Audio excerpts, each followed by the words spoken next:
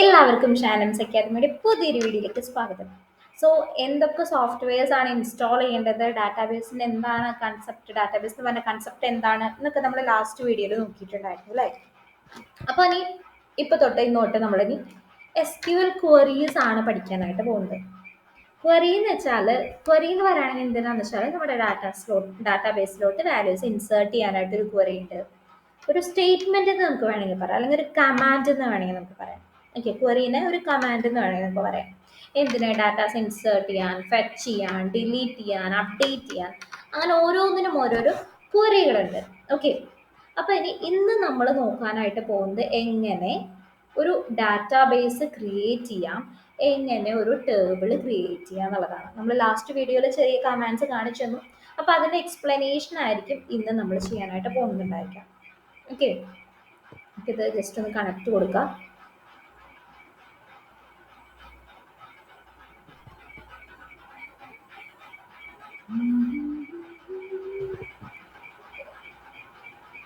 ഇത് ഒരു മിനിറ്റ്,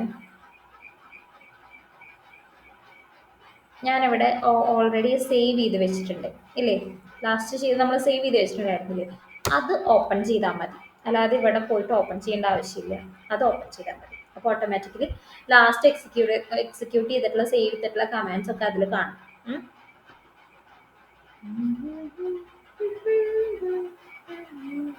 അതൊന്ന് ഓപ്പൺ ആയിട്ട് വരട്ടെ കേട്ടോ.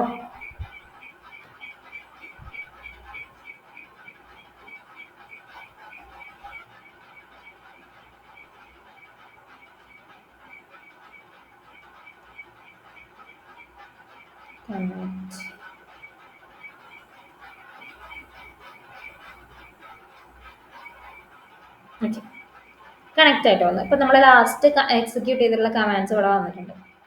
അപ്പോൾ അതൊക്കെ ഞാൻ ഒന്ന് കളയാം കേട്ടോ, കളയണ്ട.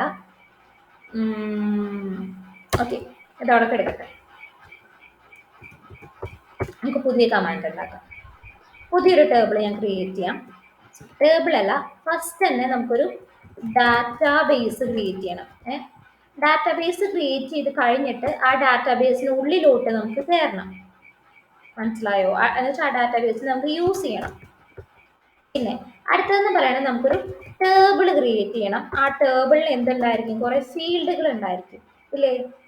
അപ്പൊ ആദ്യം തന്നെ നമുക്ക് ഡാറ്റാബേസ് ക്രിയേറ്റ് ചെയ്യണതും ആ ഡാറ്റാബേസിനുള്ളിലോട്ട് എങ്ങനെ കയറാന്നുള്ളത് നമുക്ക് നോക്കാം. ഓക്കെ, ഫസ്റ്റ് തന്നെ ഡാറ്റാബേസ് ക്രിയേറ്റ് ചെയ്യാൻ ക്രിയേറ്റ് ഡാറ്റാബേസ് എന്നുള്ള കമാൻഡ് യൂസ് ചെയ്തിട്ട് സ്പേസ് ഇട്ടിട്ട് എന്താണോ ഡാറ്റാബേസിന്റെ പേര് അത് കൊടുക്കാം. ഓക്കെ, ഡാറ്റാബേസിന്റെ പേര് ഞാനിപ്പോൾ ഷാനിംസ് എന്ന് മാത്രം കൊടുക്കാം. ഇത് ഷാനിംസ് അക്കാദമിയാണ്, ഷാനിംസ് എന്ന് മാത്രം കൊടുക്കാം. സെമി കോളൻ ഇട്ടു. അപ്പോൾ ഇത് എക്സിക്യൂട്ട് ചെയ്യാൻ ഇത് മുഴുവനായിട്ടല്ല എക്സിക്യൂട്ട് ചെയ്യേണ്ടത്, ഏത് ലൈനാണോ എക്സിക്യൂട്ട് ചെയ്യേണ്ടത് അത് സെലക്ട് ചെയ്യാം. സെലക്ട് ചെയ്തിട്ട് എക്സിക്യൂട്ട് കൊടുക്കാം. ക്ലിയർ ആയോ? അപ്പോൾ കമാൻഡ്സ് കംപ്ലീറ്റഡ് സക്സസ്ഫുള്ളി വന്നു. ഇപ്പോൾ ഡാറ്റാബേസ് നമ്മൾ ക്രിയേറ്റ് ചെയ്തു. ഇനി ഡാറ്റാബേസിനെ യൂസ് ചെയ്യാനായിട്ട് എന്തായിരുന്നു കമാൻഡ്? യൂസ് ആ ഡാറ്റാബേസിന്റെ പേര് കൊടുക്കുക, ഷാനിംസ് എന്ന് കൊടുക്കുക, സെമി കോളൻ ഇടാം. സെമി കോളൻ എന്ന് പറയുകയാണെങ്കിൽ ഡീലിമിറ്റർ ആണ്, എന്ന് വെച്ചാൽ ഒരു സ്റ്റേറ്റ്മെന്റിനെ അവസാനിപ്പിക്കണതാണ് എന്ത്, സെമി കോളൻ എന്ന് പറയുന്നത്. ഫുൾ സ്റ്റോപ്പ് ഇടില്ലേ, അതേ ഒരു കൺസെപ്റ്റ്. ദെൻ എക്സിക്യൂട്ട് കൊടുക്കണം. അപ്പം എന്താണ്, നമ്മൾ ആ ഡാറ്റാബേസ് യൂസ് ചെയ്തു. ഓക്കെ, ഇത് സേവ് കൊടുത്താൽ ഇത് പച്ച കളറായിട്ട്. ഇപ്പൊ നമ്മൾ എന്താക്കി, ഡാറ്റാബേസ് ക്രിയേറ്റും ചെയ്തു, ഡാറ്റാബേസ് യൂസും ചെയ്തു ഇല്ലേ. ഇനി ഒരു ടേബിൾ ക്രിയേറ്റ് ചെയ്യണം. ഇവിടെ ടേബിളിൽ ഒരു ക്വറി നമ്മൾ എഴുതിയിട്ടുണ്ടായിരുന്നു, അത് ഞാൻ കോപ്പി ചെയ്തിട്ട് ഇവിടെ ഇട്ട് തരാം.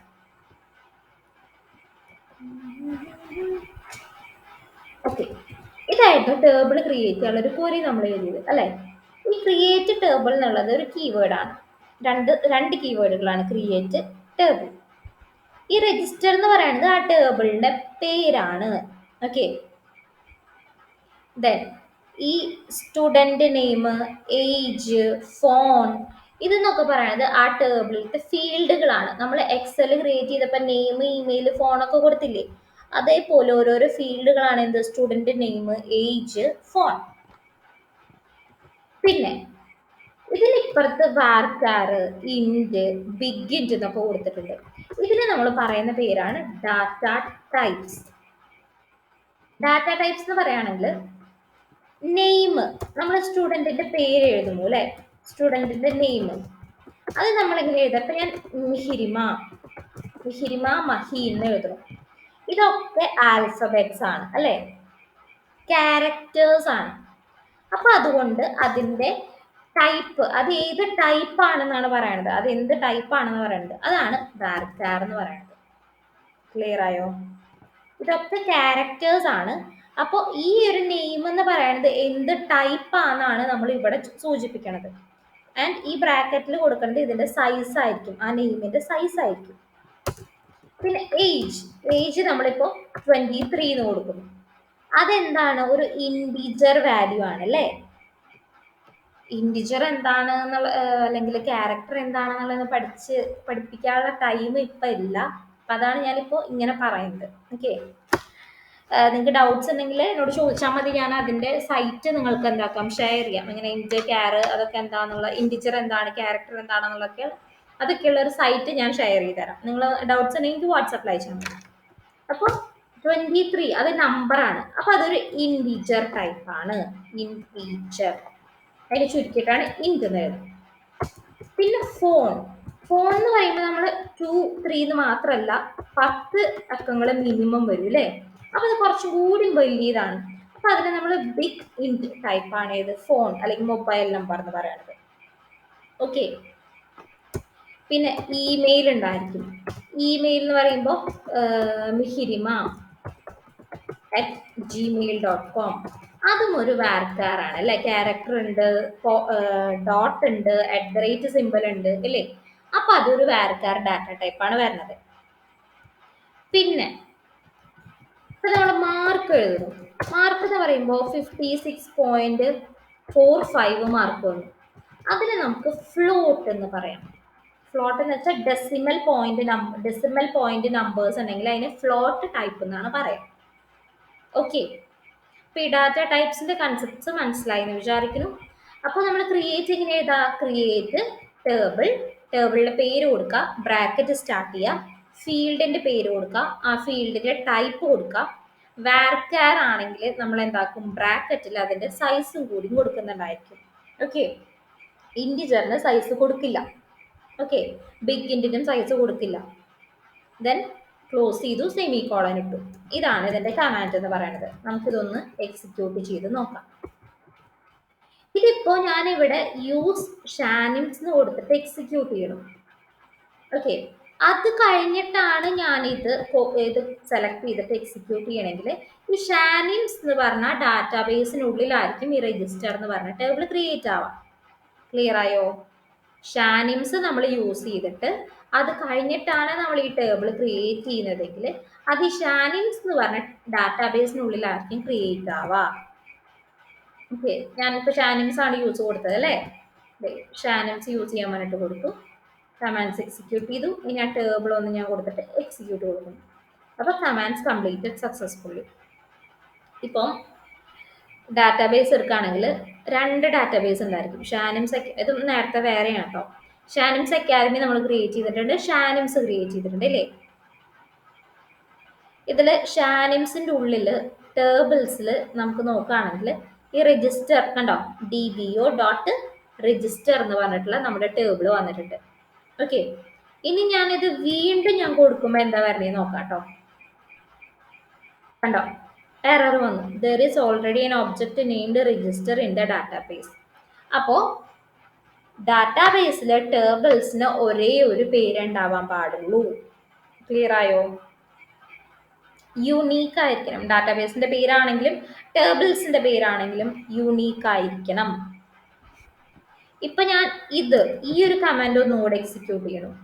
അപ്പോഴും എറർ വന്നു. കാരണം എന്താ, നമ്മുടെ ഇവിടെ ഷാനിംസ് അക്കാദമിയിൽ നമ്മൾ നേരത്തെ ചെയ്ത് വെച്ചതിൽ ടേബിൾസ് ക്രിയേറ്റ് ചെയ്തിട്ടുണ്ട് ഓൾറെഡി. കണ്ടോ, അതുകൊണ്ടാണ് ഇത് എക്സിക്യൂട്ട് ചെയ്തപ്പോൾ വീണ്ടും എറർ വന്നത്. അപ്പൊ ഇതിപ്പോ നിങ്ങൾ നോക്കണ്ട, ഞാൻ ഷാനിംസ് എന്നുള്ളത് മാത്രമാണ് ഇപ്പൊ നോക്കുന്നത്. ഈ ഷാനിംസ് അക്കാദമിയുടെ ഇതൊന്നും നോക്കണ്ട കേട്ടോ. ഇപ്പൊ ഈ ടേബിൾ ക്രിയേറ്റ് ചെയ്തു, രജിസ്റ്റർ എന്ന് പറഞ്ഞിട്ട്. ഞാനിപ്പോ ഇത് കോപ്പി ചെയ്തിട്ട് വേറെ ഒരെണ്ണം ക്രിയേറ്റ് ചെയ്യാം. ലോഗിൻ എന്ന് പറഞ്ഞിട്ട് ഞാനൊരു ടേബിൾ ക്രിയേറ്റ് ചെയ്യും. ഓക്കെ, ഫീൽഡുകൾ നമുക്ക് മാറ്റാം. എക്സിക്യൂട്ട് ചെയ്തിട്ടില്ല കേട്ടോ. ഫീൽഡ് മാറ്റിയിട്ട് ഞാൻ യൂസർ നെയിം പിന്നെന്താണ് പാസ്വേഡ് വാക്യാർ 20 തന്നെ കൊടുക്കും. ഇത് ഞാൻ എന്താക്കുന്നു, എക്സിക്യൂട്ട് ചെയ്യുന്നു. അപ്പോൾ കമാൻഡ് സക്സസ്ഫുള്ളി. ഇതിപ്പോ ഒരു മിനിറ്റായി, ഏതെല്ലാം ഞാനിപ്പോൾ യൂസ് ചെയ്തത്.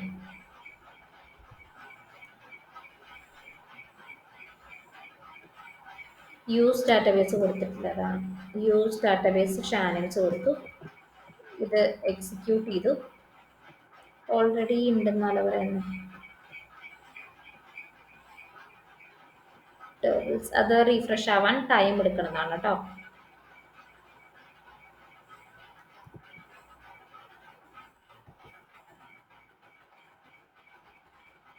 അത് കുറച്ച് കഴിയുമ്പോൾ വന്നോളൂ. ഓക്കെ, ഇപ്പം നമ്മൾ 2 ടേബിൾ ക്രിയേറ്റ് ചെയ്തിട്ടുണ്ട്. ഒന്ന് രജിസ്റ്ററും ഒന്ന് ലോഗിനും. ലോഗിൻ എവിടെയോ എന്തോ ഒരു ഓൾറെഡി ലോഗിൻ എന്ന് പറഞ്ഞിട്ടുള്ള ടേബിൾ ഉണ്ട് ഡാറ്റാബേസിൽ. ലോഗിൻ ഡി ബി എന്നൊന്ന് ഞാൻ എക്സിക്യൂട്ട് ചെയ്തോട്ടെ. Commands executed.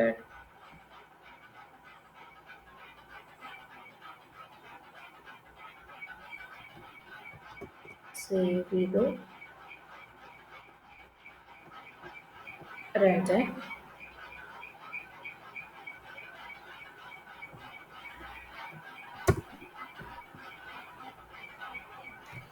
ഞാൻ ക്ലോസ് ചെയ്ത് ഒന്നുകൂടെ എടുക്കട്ടെ കേട്ടോ. എൻ്റെ സിസ്റ്റം അല്ല, SQL ഞാൻ അപ്ഡേറ്റ് ചെയ്തിട്ടില്ല. അപ്പോൾ അതുകൊണ്ട് ഇങ്ങനെ ചെറിയ ഡിലേ വരുന്നതാണ്. നിങ്ങൾ ഡൗൺലോഡ് ചെയ്യുമ്പോൾ ലേറ്റസ്റ്റ് വേർഷൻ തന്നെയാണ് കിട്ടുക.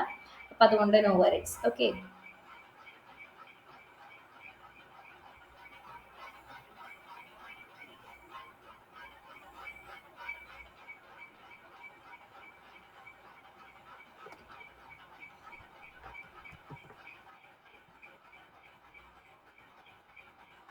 commands completed successfully.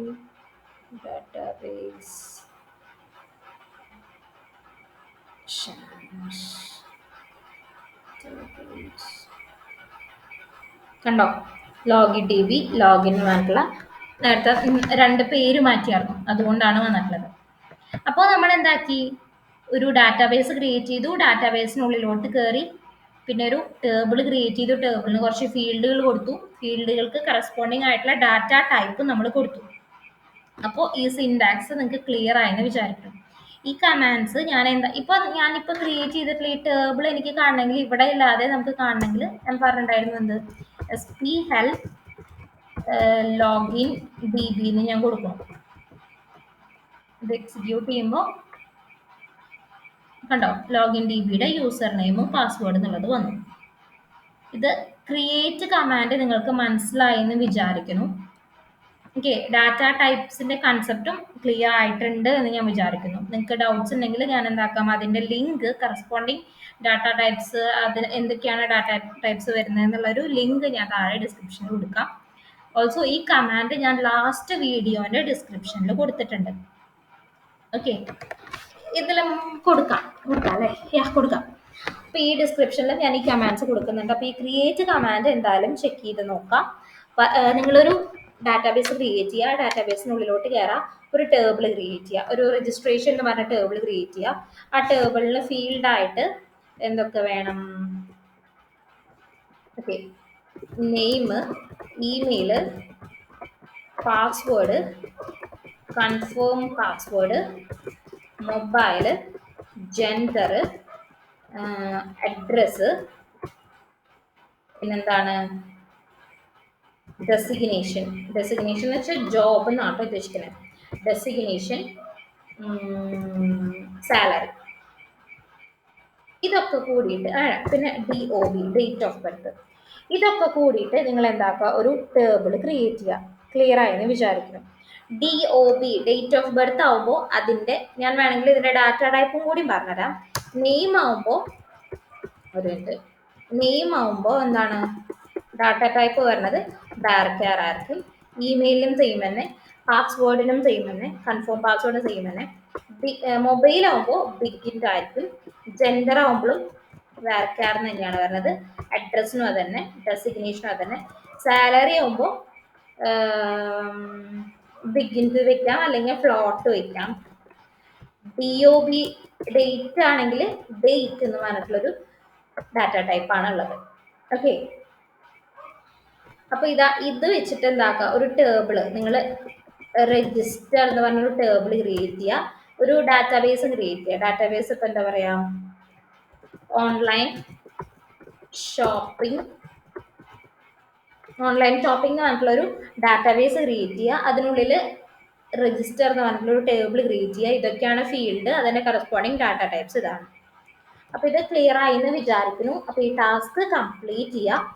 ഒരു കാര്യം ചെയ്യുക, ടാസ്കിൽ എന്തെങ്കിലും ഡൗട്ട്സ് ഉണ്ടെങ്കിൽ നിങ്ങൾ എനിക്ക് വാട്സപ്പിൽ അയച്ചോളൂ. ഓൾസോ ടാസ്ക് കംപ്ലീറ്റ് ചെയ്ത് കഴിഞ്ഞാൽ നിങ്ങൾ എന്താക്കുക, അത് സേവ് ചെയ്യൂലോ, നമ്മൾ ഇത് സേവ് ചെയ്യില്ലേ, നമ്മൾ Ctrl+X അടിക്കുമ്പോൾ ഓട്ടോമാറ്റിക്കലി സേവ് ആവുമല്ലോ, പേര് കൊടുത്തിട്ട് അതെനിക്ക് മെയിൽ ചെയ്യാം. മെയിൽ ഏത് മെയിലിലോട്ട് അയക്കേണ്ടതെന്നുള്ളത് ഞാൻ താഴെ ഡിസ്ക്രിപ്ഷനിൽ കൊടുക്കാം. Okay, so that's all for today. അപ്പോൾ താങ്ക് യു.